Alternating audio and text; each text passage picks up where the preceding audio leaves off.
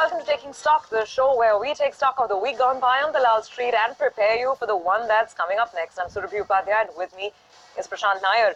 Prashant, hi. I mean, I thought it was a pretty interesting week. We've ended down just about, I think, 0.7% in the Nifty, but all about earnings, right? And I'll tell you the trend that stood out for me as I was looking at, all the numbers and preparing some data for the show. All said and done, it's still financials on top. It's still your housing finance companies, the Kotak Mahindra banks of the world that have delivered. Because otherwise, we've seen slightly patchy earnings as well this week, right? Oh, yeah. I mean, I think, but as you say, it's all about numbers and the market hasn't really done very much. So why don't we quickly take a look at what happened as far as the week is concerned. We were up for 5 straight weeks. We've been kind of sort of discussing this for 5 weeks, we've been up every week, and this was a down week. So we've broken that winning streak. So we're down about 0.75%. The Nifty, that is. You look at the Bank Nifty, I mean, we ended the week up about 1%, so it was not that bad. But then the Bank Nifty did not go up for 5 weeks in a row, and the Nifty did. The mid-cap and the small-cap indices were also absolutely flat. I mean, the mid-cap index was, I think, down a little, small-cap index was up a little, but essentially flat, about 50-60 odd points on each of these indices, Friday to Friday. The Nifty, by the way, is up now 7% from the lows that we saw on the 23rd of March. We're about 5% away from lifetime highs. The consensus now, I mean, remember, the global noise also has been relegated to the background. Maybe that is because there is enough to deal with here, which is earnings season, big companies reporting, etc. So all that talk of trade war, maybe it'll come back. Remember, the 12th of May is when the US president has to make a decision whether to remain in the Iran nuclear deal. So I guess oil markets will start their chatter once again ahead of that, and that is all of next week that we have. But broadly speaking, global has been relegated to the background. Local has taken center stage, sort of the front driving seat once again. And one big reason for that, of course, is going to be the Karnataka elections. That was the last graphic. So you got 12th of May, which is essentially the next Saturday, which is polling. And then the Tuesday, the week after, when we have the results. I think, if you ask around, the view out there is that the polling and the opinion polls, etc., they all kind of suggest a hung kind of a situation. BJP, Congress, almost equal. But one has to wonder how much of the other outcome has been priced in, which is the BJP, maybe with the help of JDS, maybe with other parties not coming to power. Is that outcome really in the price? I mean, I'm not so clear about that. And I guess that and some of the other topics we will discuss with Andrew Holland, who's actually with us on the show. He's with Aventus Capital Alternate Strategies. Andrew, thanks very much. Great to have you with us here. Appreciate it. Your sense of the market, and let's just begin with Karnataka, and come back and circle back to earnings, etc. What is really in the price for Karnataka elections? Well, I think you kind of pretty much hit the nail on the head. It's that everything seems to be market people think everything's priced in, but that doesn't take away any kind of factors which are both either positive or negative. I think the way I look at it is whether the margin of loss for the BJP is more than expected. But also, what are markets doing at that time and what global markets are doing as well, because it's a sentiment factor at the end of the day, and then we'll kind of move to the next elections in November and then the general elections thereafter. So I don't think it's going to swing my views one way or the other in terms of the overall kind of economy or the earnings season or anything else. So it's just a lot of noise as we get closer to the time of the results, but I don't think it really matters in the whole scheme of things in terms of the economy or the companies. But obviously, will have a sentiment impact positively or negatively. Well, okay, Andrew, hello. Always a pleasure talking to you. Then let me drill it right down to the micros, the numbers. We went into this quarter with great expectations. And this week, if I can just be sort of, very clinical about it, we've had a share of disappointments, whether it was Interglobe, whether it was a couple of IT companies, even some FMCG companies where the expectations are so high that those, volume or revenue numbers didn't quite add up. What do you think of earnings? No, I think earnings have been in line with kind of where we were thinking. Our kind of view for this year is that earnings growth should be around 15%. I know consensus is nearer to 25, so I'm pretty kind of okay with what I've seen so far. And of course, within any sector, you're going to have the winners and the losers, and that's what the market's differentiating between now, rather than saying every company will do well. It's waking up to the fact that it's only certain companies that do well, rather than everyone else. So I don't think that's a bad thing either. So the quality shines through. But so far I think so good, and I suppose now we're going into the back end of the reporting season, where obviously things start to deteriorate a little, and that's obviously will keep us. Well, actually, to be fair, it might be that the second half of the earnings season won't be as bad as we're all expecting. Okay, that will definitely be good news for the market then. The other, facet of trade that stood out this week, Andrew, was this profit-taking in the mid-cap market. Profit-taking, or I don't know, some of it was just deleveraging, some of those positions getting unwound. What do you think of that? Because we did have stocks falling 10, 15, 20% as well. Yeah, I mean, just generally, not just mid caps and small caps, but generally, markets in India and globally still, are kind of fairly overvalued, depending on which market, but most of them are kind of overvalued. So it doesn't take very much for, to move share prices down, particularly in the mid caps, because, if you think about it, given rich valuations, if no one's there to buy at that point, then there's nowhere for the price to go but down. And I think we've seen some of the risk come back into the mid caps in the past week as well. And you mentioned some of the names, in terms of say where there's been a management change, and these things I think just remind us that there is risk out there, and that you can't take every kind of mid cap as being a place to make money all of the time. And I think what I'm trying to say is that, with valuations as high as they are in some of the mid caps and small caps, is that there's, unless there's a real kind of move in terms of the fundamentals, if anything, at best, if they can just consolidate for a while, that would be good. But I think if you get any further kind of global turn down in markets, then I think this is where you're going to see the real pressure point will be in the mid caps and small caps. Okay, Andrew, your top ideas to buy, your top ideas to sell. When I say sell, I mean short sell. So before I do that, I think you've got to think about what's happening globally, and I'm kind of neutral from an India standpoint. But unfortunately, I'm feeling more negative towards a global viewpoint, and there's a number of reasons behind that. One, I think again, we saw the Fed come out with their no action in terms of interest rates, but obviously saying that they will do something, or the expectation is they will do something in June, and that will push up short-term interest rates over the next 1 month.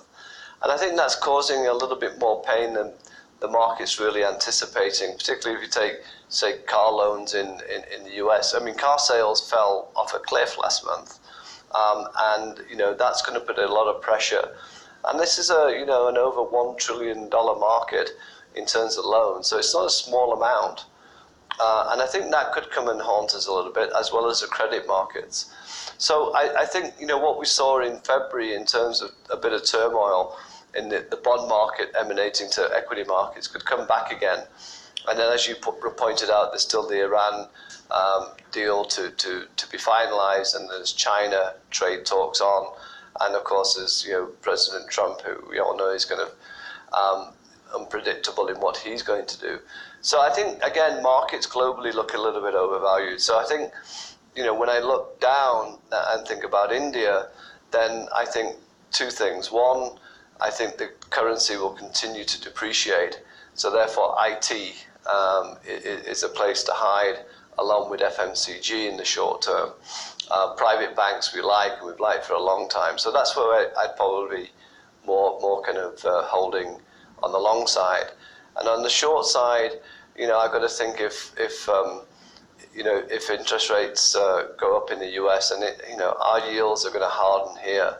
So again, the PSU banks, just remain the solitary kind of place where there's going to be a lot more pressure, and the results will show that too.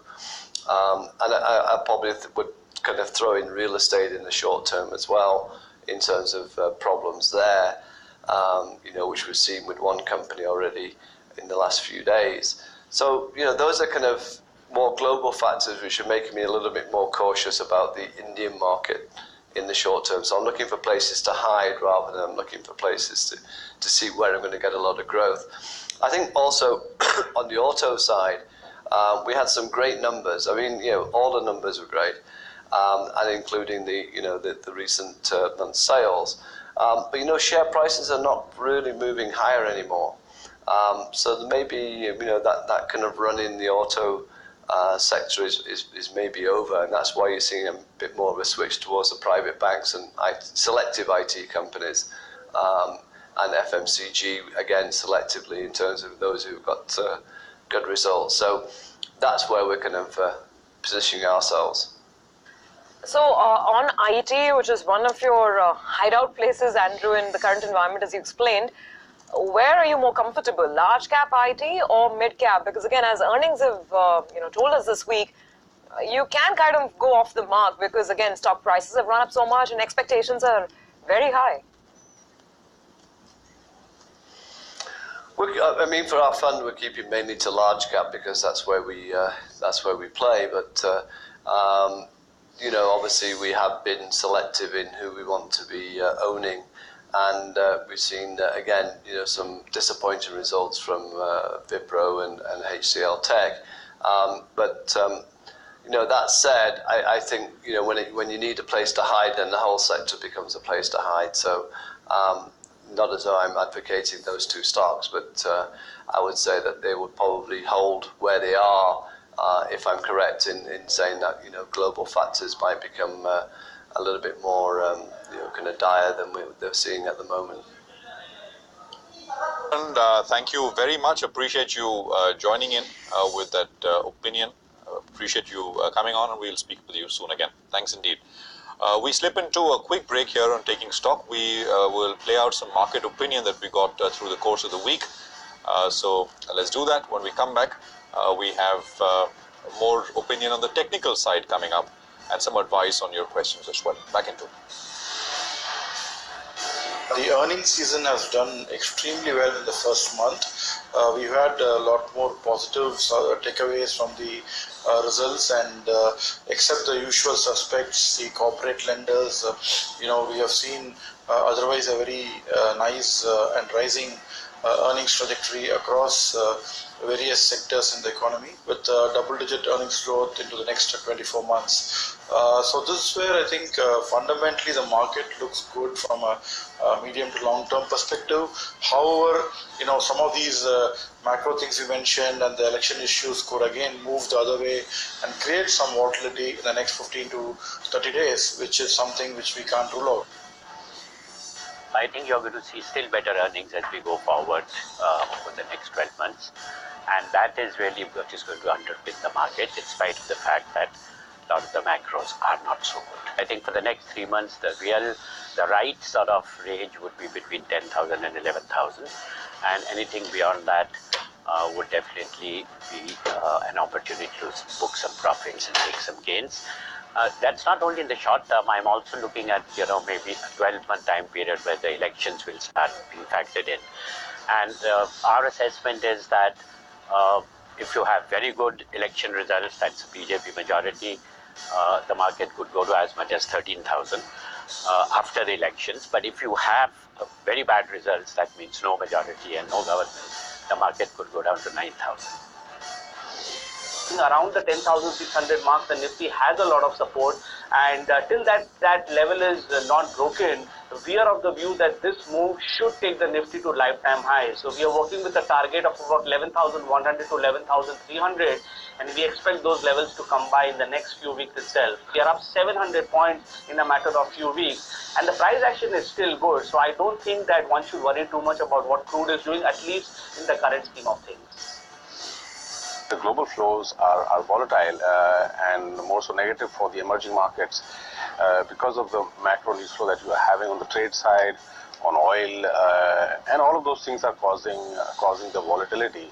And naturally, you also have the quarterly results season underway, so that is also adding to the volatility. But basically, market is going through a consolidation phase right now. And within that, with weaker foreign flows, the volatility is pretty much to be expected.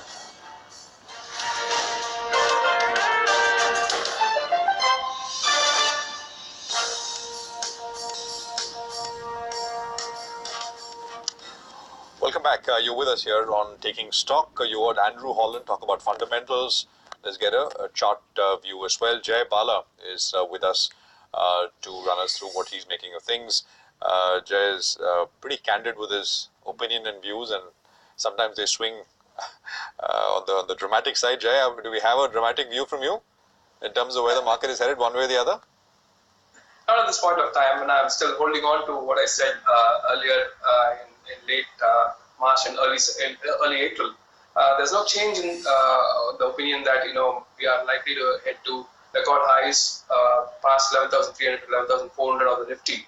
But this is one important juncture. There are a few things that are in our hands that we can always manage, and that is actually risk control. And as I said, in the middle of the week, the markets are likely to see a shallow correction from 10,800 ballpark, and the markets are actually doing that. And we want this correction to,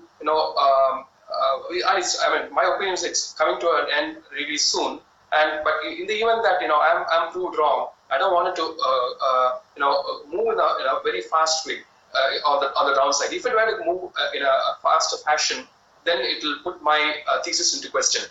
But the probability of that happening, I think that's quite low. But the reason why I'm talking about this is risk control. You have to be aware of the opposite opinion, and the market doesn't agree with you. You need to be agree with the market and then agree that your opinion is wrong. But the probabilities and the chart structure at this point of time is saying that my view is likely to be correct, and we are very likely to see some sort of catalyst come from the US markets. Before the US markets can take out the lows on the S&P below 2550, I think we are heading somewhere close to 2850 on the S&P. So that is likely to give a boost. And given that we have a softer rupee, I think even that's also likely to give a boost for our markets. But by Monday or Tuesday, I think this leg of the correction should be complete, and we are likely to see the next leg of the up move.